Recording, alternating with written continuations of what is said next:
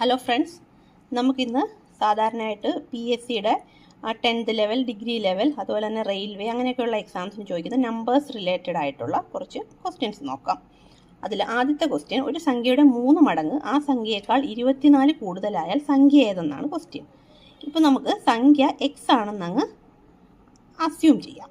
എന്നിട്ട് നമുക്ക് തന്നേക്കുന്ന എന്താ, ഒരു സംഖ്യയുടെ 3 മടങ്ങ് ആ സംഖ്യയേക്കാൾ 24 കൂടുതലായാൽ ഒരു സംഖ്യയുടെ 3 മടങ്ങ്,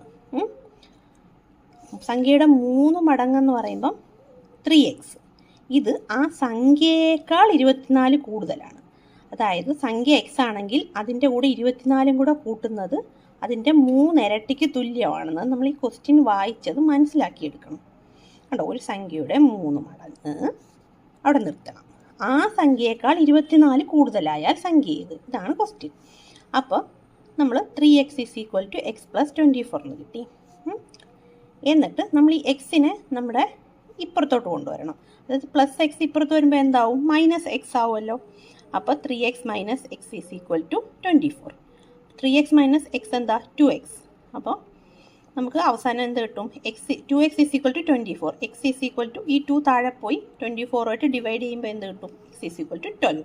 അതായത് നമ്മുടെ സംഖ്യ ഏതാ? അപ്പോൾ 12 നമ്മുടെ നമ്പർ.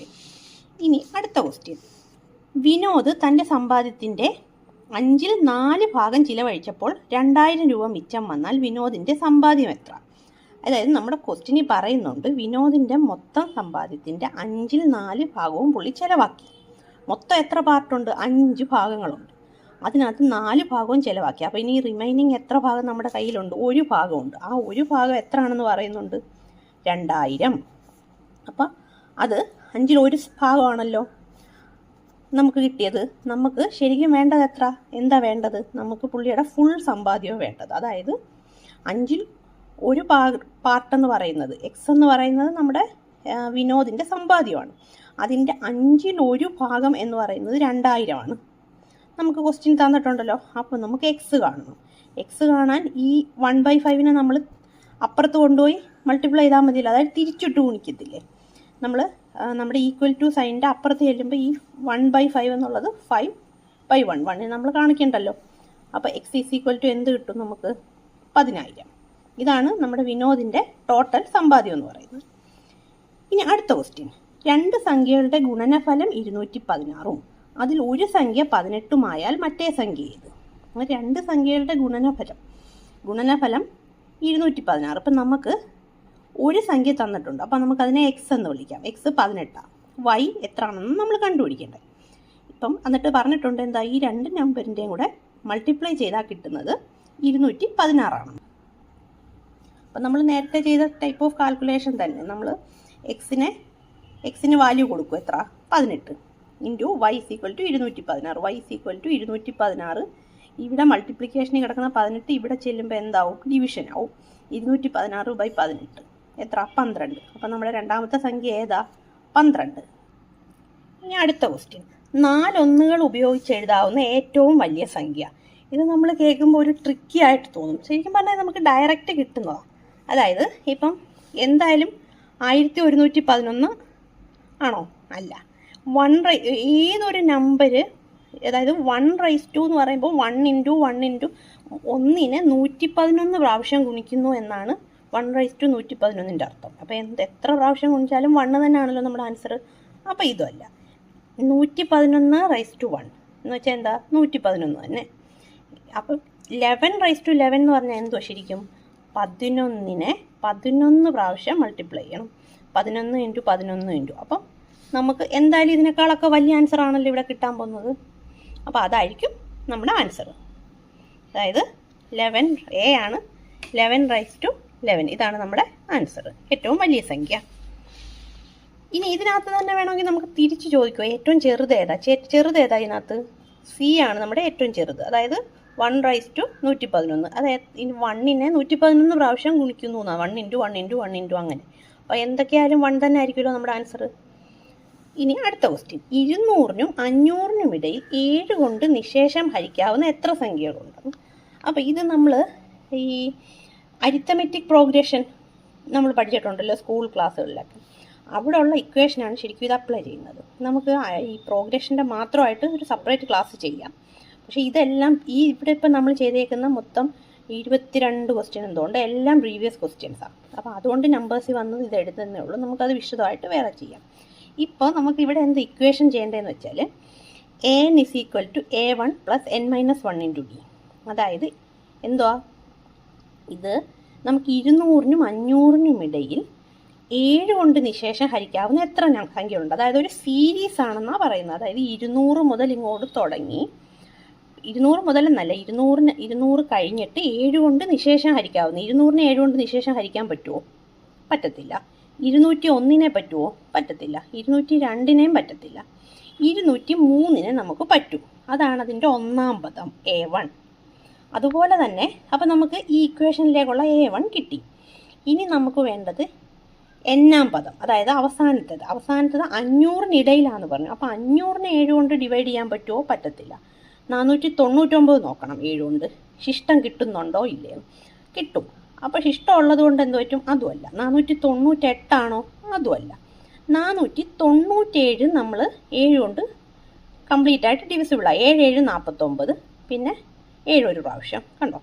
അപ്പം നമുക്ക് അതും കിട്ടി. പിന്നെ ഡി എന്ന് വെച്ചാൽ ഡിഫറൻസ്. ഈ സീരീസ് ഇങ്ങനെ എഴുതി പോകുമ്പോൾ 203, അത് കഴിഞ്ഞ് 210, അങ്ങനെ എഴുതി 497 വരെ എഴുതുമ്പം ഇതിൽ ഓരോ നമ്പരും 2-ാം നമ്പരും 1-ാം നമ്പരും തമ്മിലുള്ള ഡിഫറൻസ് 210 മൈനസ് 203 എത്ര? 7. അല്ലാതെ തന്നെ ഇതിനകത്ത് പറയുന്നുണ്ടല്ലോ 7 കൊണ്ട് നിശേഷം ഹരിക്കാവുന്ന. അപ്പം നമ്മുടെ ഡിഫറൻസ് എത്ര? 7. നമ്മൾ ഈ കിട്ടിയ വാല്യൂസിനെ എല്ലാത്തിനെയും ഈ ഇക്വേഷനിൽ കൊണ്ടുപോയി അപ്ലൈ ചെയ്ത് കൊടുക്കണം. അപ്പോൾ നമുക്ക് എത്ര സംഖ്യ എന്നുള്ളത് നമ്മുടെ n-ആണ് നമ്മുടെ സംഖ്യകളുടെ എണ്ണം. അപ്പം നമുക്ക് 497 an ഉണ്ടല്ലോ, nth നമ്പർ. പിന്നെ ഇത് ഒന്നാം പദം 203 അധികം n മൈനസ് 1 ഇൻറ്റു 7. n-ആണ് നമുക്ക് കണ്ടുപിടിക്കേണ്ടത്. എന്നിട്ട് നമ്മളിപ്പോൾ 203 ഇപ്പുറത്ത് കൊണ്ടുവന്നു. n മൈനസ് 1 ഇൻറ്റു 7 മാത്രം അപ്പുറമായി. 497 മൈനസ് 203 നമുക്ക് എത്ര കിട്ടും? 294. n minus 1 294/7. ഈ മേളിലുള്ള 7-നെ നമ്മൾ ഇതിനെ തിരിച്ചെഴുതിയേക്കുന്നതേ ഉള്ളൂ കേട്ടോ. എന്നിട്ട് 7 താഴെ വന്നു. n is equal to 42 plus 1 43. അപ്പോൾ നമ്മൾ ആ സീരീസിൽ എത്ര നമ്പേഴ്സ് ഉണ്ട്? മൊത്തം 43 നമ്പർ. ഇതാണ് ഇതിൻ്റെ ആൻസർ. അടുത്ത ക്വസ്റ്റ്യൻ. ഏറ്റവും വലിയ മൂന്നക്ക സംഖ്യയും ഏറ്റവും ചെറിയ മൂന്നക്ക സംഖ്യയും തമ്മിലുള്ള വ്യത്യാസം എത്ര? അപ്പോൾ ഏറ്റവും വലിയ മൂന്നക്ക സംഖ്യ ഏതാ? 999. അത് കഴിഞ്ഞാൽ പിന്നെ 1004 അക്കമായല്ലോ. അതുപോലെ ഏറ്റവും ചെറിയ മൂന്നക്ക സംഖ്യ 99 കഴിഞ്ഞിട്ട് 100. അപ്പം മൂന്നക്കം ഉള്ളത് ഏറ്റവും ചെറുത് ഏതാ? 100. അപ്പോൾ ഇത് തമ്മിലുള്ള വ്യത്യാസം, അതായത് 999 മൈനസ് 100 899. ഇതാണ് നമ്മുടെ ആൻസർ. ഇതെല്ലാം നമ്മുടെ PSCയുടെ പ്രീവിയസ് ക്വസ്റ്റ്യൻസാണ് കേട്ടോ. അടുത്ത ക്വസ്റ്റ്യൻ. മൂന്നക്ക സംഖ്യകളിൽ 3ഉം ഒരേ അക്കം വരുന്ന സംഖ്യകളുടെ എണ്ണം എത്ര? ഇത് നമുക്കിപ്പം തൽക്കാലം എഴുതി നോക്കുക, അല്ലാതെ വേറെ വഴിയില്ല. ഒരുപാടൊന്നും ഇല്ലല്ലോ. എന്താ നോക്കി, 111 222 333 അങ്ങനെ 999 വരെ മൂന്നക്ക സംഖ്യ വരുന്നത് ഇത്രയല്ലേ ഉള്ളൂ, ഒരേ നമ്പേഴ്സ്. അപ്പോൾ എത്ര എണ്ണം മൊത്തം? 1 2 3 4 5 6 7 8 9 എണ്ണം. ഇതാണ് നമ്മുടെ ആൻസർ.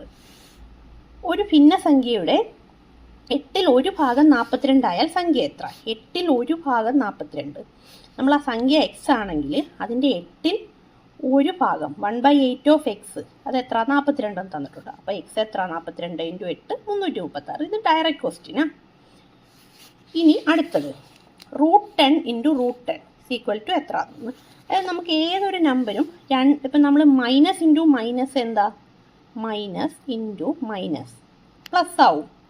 അതുപോലെ തന്നെയാണ് ഒരു റൂട്ട് ഇൻറ്റു റൂട്ട്. ഇപ്പം നമുക്ക് അതായത് √x ഇൻറ്റു √x, ഈ റൂട്ടും കൂടെ എന്താവും? റൂട്ടും വെട്ടിപ്പോവും, മാറിപ്പോവും. എന്നിട്ട് അത് നമ്മുടെ കംപ്ലീറ്റ് ആയിട്ടുള്ള ഒരു നമ്പർ കിട്ടും. ഇതാണ് അതിൻ്റെ ഫോം. അതായത് ഇപ്പം √10 × √10 നോർമൽ ഒരു 10. ഇതാണ് നമ്മുടെ ആൻസർ. ഇനി അടുത്തത്. ഒരു സംഖ്യയുടെ 4 മടങ്ങിനോട് 5 കൂട്ടിയപ്പോൾ 65 കിട്ടി. സംഖ്യ ചെയ്ത്. അപ്പോൾ ആ ഒരു സംഖ്യ എന്ന് പറയുന്നത് നമുക്ക് x എന്നങ്ങ് അസ്യൂം ചെയ്യാം. എന്നിട്ട് അതിൻ്റെ 4 മടങ്ങിനോട്, 4 മടങ്ങെന്ന് പറയുമ്പോൾ 4 × x 4 കിട്ടി. അതിനോട് 5 കൂട്ടിയപ്പോൾ, അതായത് +5 കൂട്ടിയപ്പോൾ എത്ര കിട്ടി? 65. 4x is equal to 65 minus 5. ഈ ഇപ്പുറത്ത് കിടന്ന +5നെ നമ്മൾ അപ്പുറത്തുണ്ട് -5. 4x is equal to 60.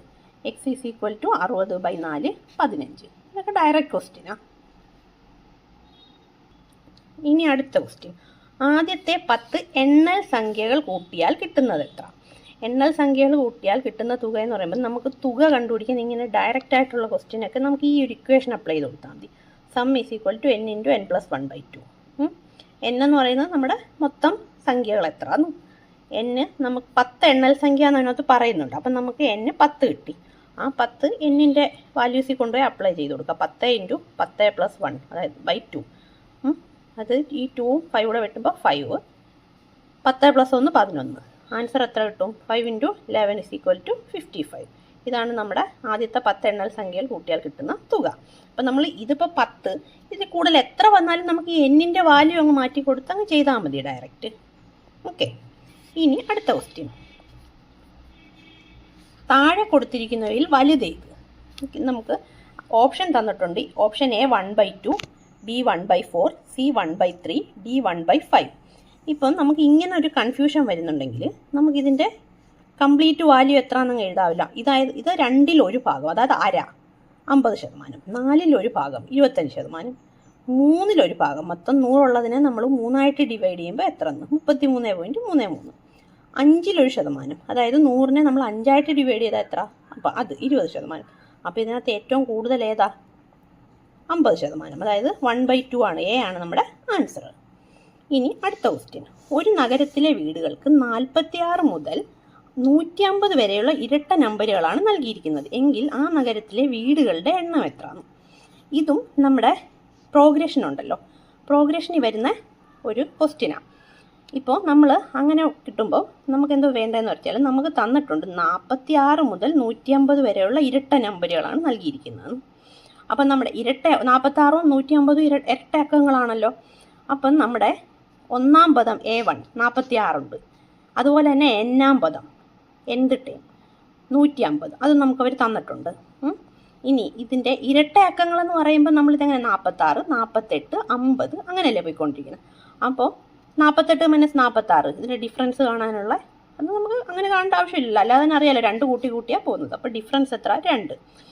ഇനി നമുക്ക് എണ്ണം കണ്ടുപിടിക്കാൻ n ആണ് നമ്മുടെ നമ്പർ. അത് കണ്ടുപിടിക്കാൻ നമുക്കൊരു ഇക്വേഷൻ ഉണ്ട് പ്രോഗ്രഷനിൽ. an, അതായത് nth term minus first term divided by difference +1. അപ്പം നമുക്ക് 150 - 46 / 2 +1. അപ്പം നമുക്ക് എത്ര കിട്ടും? 52 + 1, 53 വീടുകളാണ് ആ നഗരത്തിൽ മൊത്തം ഉള്ളത്. ഇനി അടുത്തത്. ഏറ്റവും ചെറിയ അഭാജ്യ സംഖ്യയുടെയും ഏറ്റവും വലിയ രണ്ടക്ക അഭാജ്യ സംഖ്യയുടെയും തുക. അതായത് അഭാജ്യ സംഖ്യ എന്തുവാന്ന് കുറേ ടൈപ്പ് ഓഫ് നമ്പേഴ്സ് ഉണ്ട്. അഖണ്ഡ സംഖ്യ, അതായത് വോൾ നമ്പേഴ്സ്, അഭാജ്യ സംഖ്യ, പ്രൈം നമ്പേഴ്സ്. വോൾ നമ്പേഴ്സ് എന്ന് പറഞ്ഞാൽ എന്തുവാ? നമ്മൾ 0 മുതൽ മുന്നോട്ട് പോയിക്കൊണ്ടിരിക്കുന്ന നമ്പർ. അഭാജ്യ സംഖ്യ എന്ന് പറഞ്ഞാൽ എന്തോ 2 മുതലാണ്. അതായത് നമ്മുടെ നമുക്കിതിനെ ഡിവൈഡ് ചെയ്യാനെങ്കിൽ അതേ സെയിം നമ്പർ കൊണ്ടും 1 കൊണ്ടും മാത്രമേ അതിനെ നമുക്ക് കംപ്ലീറ്റ് ആയിട്ട് ഡിവൈഡ് ചെയ്യാൻ പറ്റുള്ളൂ. അങ്ങനെയുള്ള നമ്പേഴ്സിനെയാണ് നമ്മൾ എന്തുവാ അഭാജ്യ സംഖ്യ എന്ന് പറയുന്നത്. ഇതിൽ ഏറ്റവും ചെറിയ അഭാജ്യ സംഖ്യ ഏതാ? 2. ഇതിങ്ങനെയും ചിലപ്പോൾ ഒക്കെ ചോദിച്ചിട്ടുണ്ട്. പിന്നെ ഏറ്റവും വലിയ രണ്ടക്ക അഭാജ്യ സംഖ്യ, അതിപ്പം നമ്മൾ നോക്കണം. കാരണം ഇപ്പോൾ നമ്മൾ 99നെ നമുക്ക് 33ൻ്റെ 3 കൊണ്ട് 99, 3 കൊണ്ട് 9 കൊണ്ട് എല്ലാം ഡിവൈഡ് ചെയ്യാൻ പറ്റും. അതുപോലെ തന്നെ 98 എടുക്കുമ്പോൾ അതിനെ നമുക്ക് 2 കൊണ്ട് ഡിവൈഡ് ചെയ്യാൻ പറ്റും. അപ്പോൾ 98 അല്ല. പിന്നെ 97 എടുക്കുമ്പോൾ നമുക്ക് വേറെ നമ്പേഴ്സ് ഒന്നും 97 അല്ലാതെ വേറെ ഒന്നും കൊണ്ട് നമുക്ക് കംപ്ലീറ്റ് ആയിട്ട് ഡിവൈഡ് ചെയ്യാൻ പറ്റത്തില്ല. അപ്പം 2 + 97, നമ്മുടെ ആൻസർ എത്ര? 99. ഇത് സത്യത്തിൽ കാൽക്കുലേഷൻ ഒന്നുമില്ല, പക്ഷേ സംഭവം അറിഞ്ഞിരിക്കണം എന്നുള്ളതാണ് ഇതിൻ്റെ പ്രത്യേകത. ഇനി 50നും 100നും ഇടയിലുള്ള അഭാജ്യ സംഖ്യകളുടെ എണ്ണം. ഇതും അതുപോലെ തന്നെ നമുക്ക് കംപ്ലീറ്റ് ആയിട്ട് ഡിവൈഡ് ചെയ്യാൻ പറ്റാത്ത നമ്പേഴ്സ് 50നും 100നും ഇടയിൽ. ഇത് നമ്മളിങ്ങനെ നോക്കുക അല്ലാതെ വേറെ വഴിയില്ല. കാരണം ഇപ്പം അതിനൊരു ട്രിക്ക് പറയുവാണെങ്കിൽ നമുക്ക് നമ്മുടെ ഇരട്ട നമ്പേഴ്സ് ഉണ്ടല്ലോ, ഈവൻ നമ്പേഴ്സ് ഒരിക്കലും ഈ 2 കഴിഞ്ഞ് വരുന്ന ഒരു ഈവൻ നമ്പേഴ്സും പിന്നെ നമ്മുടെ അഭാജ്യ സംഖ്യ ആവത്തില്ല. അപ്പോൾ അതങ്ങ് ഒഴിവാക്കാം. അത് കഴിഞ്ഞാൽ പിന്നെ 50 നമുക്ക് നോക്കുമ്പോൾ മനസ്സിലാവും അതല്ല. പിന്നെ 50, ഇപ്പോൾ നമ്മൾ 51നെ നമുക്ക് 3 കൊണ്ട് കംപ്ലീറ്റ് ആയിട്ട് ഡിവൈഡ് ചെയ്യാൻ പറ്റും. അങ്ങനെ എന്തെങ്കിലും ഡൗട്ട് വരുമ്പോൾ നമ്മൾ 1ഉം 2ഉം കഴിഞ്ഞിട്ട് 3 മുതൽ അങ്ങോട്ട് ചെയ്ത് നോക്കുമ്പോൾ നമുക്ക് പെട്ടെന്ന് കിട്ടും. ഇതിനിപ്പോൾ അങ്ങനെ അതേ ഉള്ളൂ നമുക്ക് വഴി. പിന്നെ നമുക്ക് ഈ പിന്നെ നമ്മുടെ ഇരട്ട സംഖ്യകൾ ഒഴിവാക്കാം. പിന്നെ ഒരുവിധം നമ്മുടെ പട്ടിക ചൊല്ലി നോക്കുമ്പോൾ നമുക്ക് മനസ്സിലാവണം.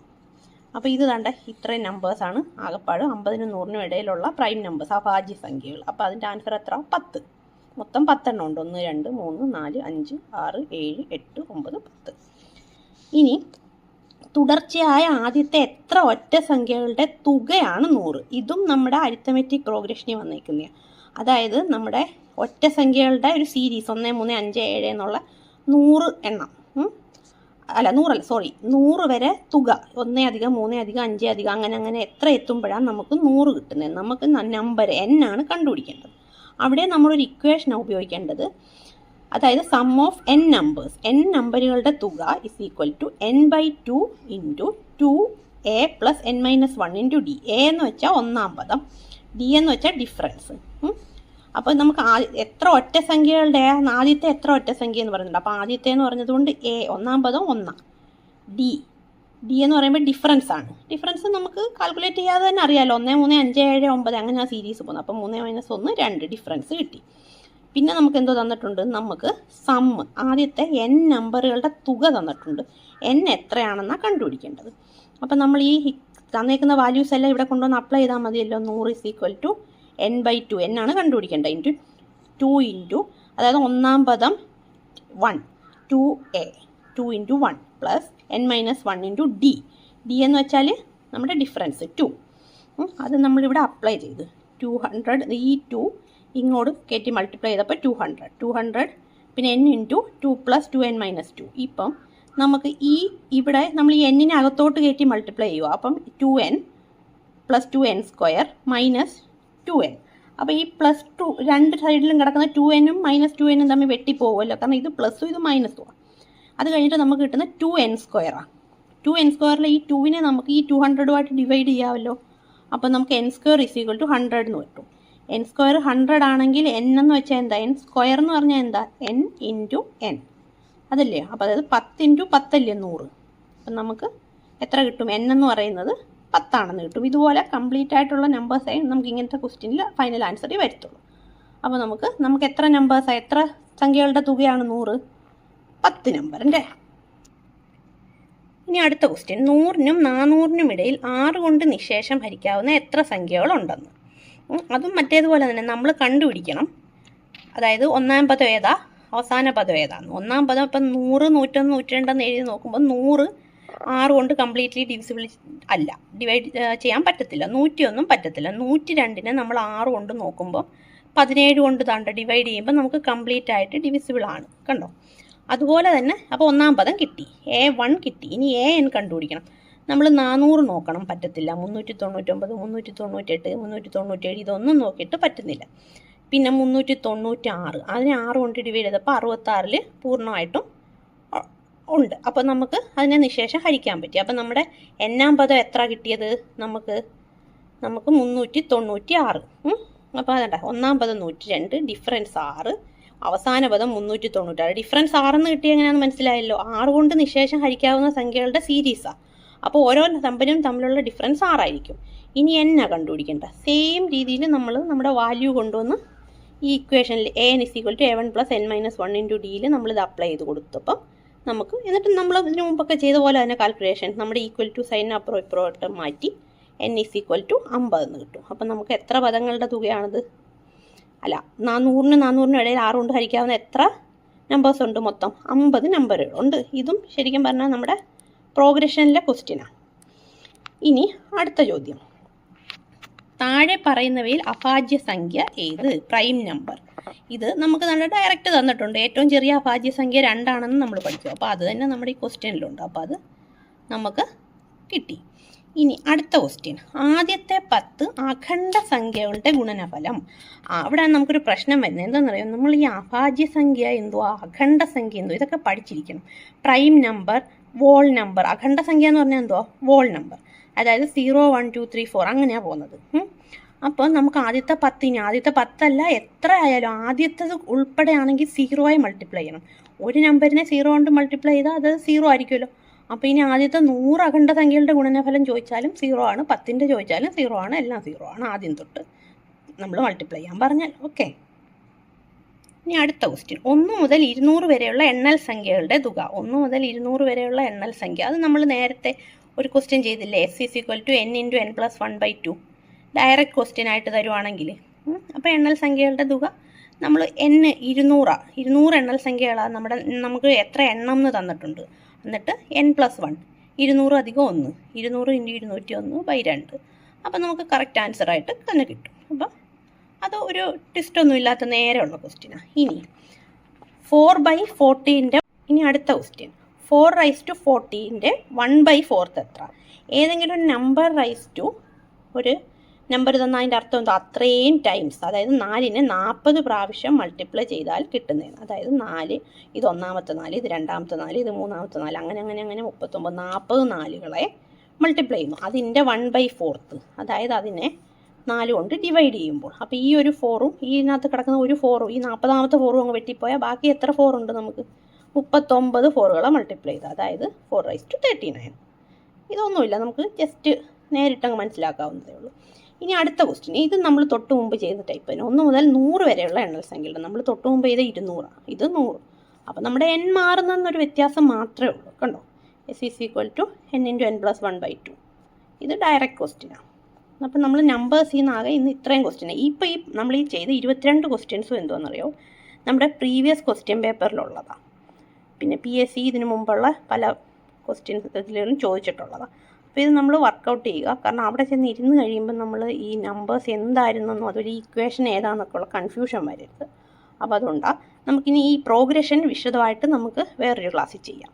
പിന്നെ ഇനി ഇതുപോലുള്ള PSC ചോദിക്കുന്ന അല്ലെങ്കിൽ റെയിൽവേയുടെ എക്സാംസിനൊക്കെ ചോദിക്കുന്ന ടൈപ്പ് ഓഫ് ക്വസ്റ്റ്യൻസുമായിട്ട് നമുക്ക് അടുത്തൊരു വീഡിയോയിൽ കാണാം. അതുവരേക്കും ബൈ.